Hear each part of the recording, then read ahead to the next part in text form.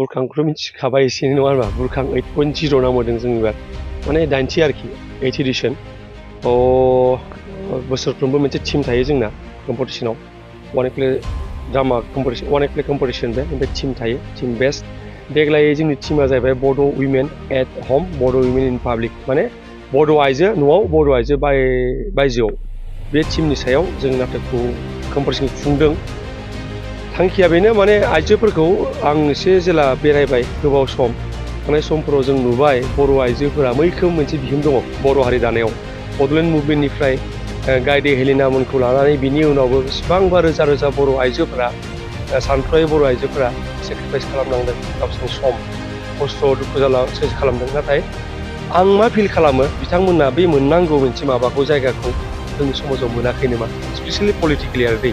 बेखायनो जोङो सानदों मा एसे सावरायदों मानसिफोरा बे जोंनि सोरजिनि फुंखा बे जायगाखौ जों दिनाम होदों आरो बुरखांनि जा बे जौस्रां बेनिफ्रायनो जाखाबाय थायो माबाया सावरायनाया बेनिफ्राय एसे सावरायनाय जाबावथों होननानै जों बे टिमखौ लादों आरो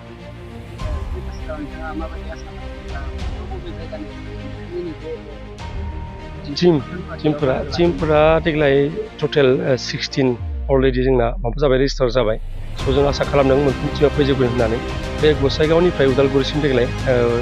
रेजिस्टार खालामदों आरो स' हपफुलि बयबो फैगोन साननैनि हाबाफारि जागोन माबाया ड्रामाया सानथाम टटेल 13, 14, 15 जों देग्लाय दस्रा एक्टिभिटिबो सोलांदों आरो बेहाय नाटकनि अनगायैबो दा जेरै जोङो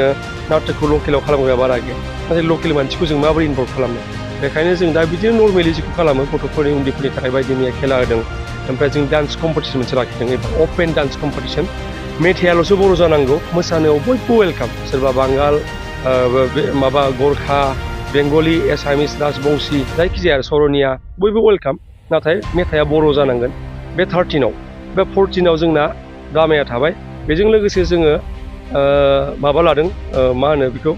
ड्रयिं कम्पिटिशन होफादों जोङो बेजों लोगोसे आरो आं दिनै फोरमायनो मोननानै माने आं गोजोननाय ना मा होनो बेखौ मिन्थिया गपाल स्वर्गियारि नोंथांमोना मिथिखागोनदां बेहायनो फैयोमोन बेबो आंनि माने जों माबालाया बिराद खास लोगो आंजों स' बिनि गोसोखांथियाव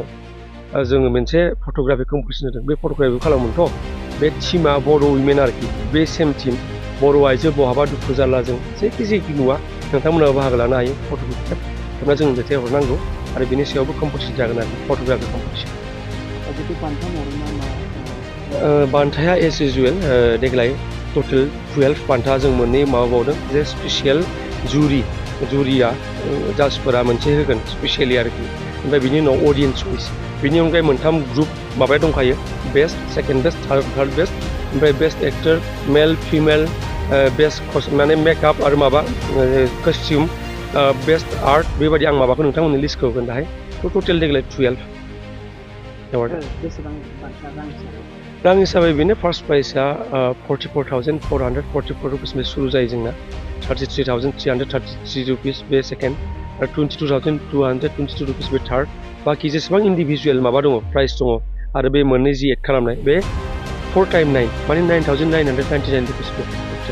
माने साफायाव आरो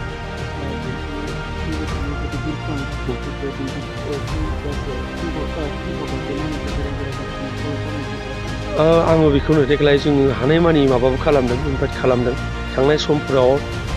बे आं हारसिंनि नङा मानसिफोरा जुदि सानो आं हारसिं होननानै बुरखाङा दिनै 8 एडिशन सफैबाय रायजो राजानि बर' रायजोनि बिराद सापर्ट दङ बेहाय आरो जों मोनसे हिउज मोनसे टिम दङ स' जों बयबो सावरायनानै दा जोंहा माबा दङ क'र्डिनेटर दङ क'र्डिनेटरा जाहैबाय जोंहा डक्टर जितुमनि बसुमतारी बिथाङा कटन इउनिभार्सिटिनि एसिस्टेन्ट प्रफेसर इंलिश डिपार्टमेन्टनि ओमफ्राय कनभेनर दङ प्रियाजिता बसुमतारी बिथाङा बिजनेसनि ससियेल एन्टारप्रेनार ओमफ्राय माबा दङ आरो सासे कनभेनर दंबावो जोंहा जेनिया बसुमतारी बिथाङाबो ससियेल माबा एन्टारप्रेनार स' जों बयबो सावरायनानै बेखौनो जेसेबां हायो तामुलपुरल' नङा जों आलासिबो लिंदों दाब जायगानि आइजोजों जेसेबां स्पेसियेलि आइजोफोर आरो दै जों बेखौ माने मोनसे हाबबादि खालामदों देग्लाय आइजोफोरनि बाथ्राफ्रा डिसकासन जाथों बेबायदि होननानै स' तामुलपुरनि बयखौबो आङो खाथि खालानि स्पेसियेलि बिथांमोनखौ आं खावलायदों फै बेहाय नुजाफै नाटक नायफै सावरायनायाव बाहागो लाफै जों बिनिफ्रायनो माबा मोनसे मोजां पजिटिभ दाजाबथियारि माबाफोर माबा मेसेज लांनो हायो नामा जों नाजादों नोंथांमोना मिथिखादों जोंहा देग्लाय जों खुंदों थांना स्काइ जा अर्गेनाइजेसन जों खुंदों नाथाय देग्लाय जों अफिसियेल पार्टनार मोनसे दङ अफिसियेल पार्टनारा जाहैबाय आइ आफा हटेल्स एन्ड रिजर्ट्स बिथांमोना क'क्राझाराव दङ आइ आफा मेडिकेलबो दङ बिथांमोना आइ आफा मेडिकेल हस्पिटाल ओमफ्राय बिथांमोना दा हटेल एन्ड रिजर्ट्स बिथांमोननि मोनसे ब्रान्स बिथांमोना अफिसियेलि पार्टनार जादों आरो बिथांमोना जोंखौ माने बे स्पन्सर खालामदों आरोखि जेसेबां हायो बिथांमोना मोनसे मैखोम रल दङ आरो बेयाव देग्लायनि माबाखौ साक्सेसफुल खालामनो थांगासिनो दङ नालाय जोङो बेहाय बिथांमोना मैखोम रल दङ स' बिथांमोननिसिमबो साबायखर बावबाय जोंजों अफिसियेलि पार्टनार जानायखौ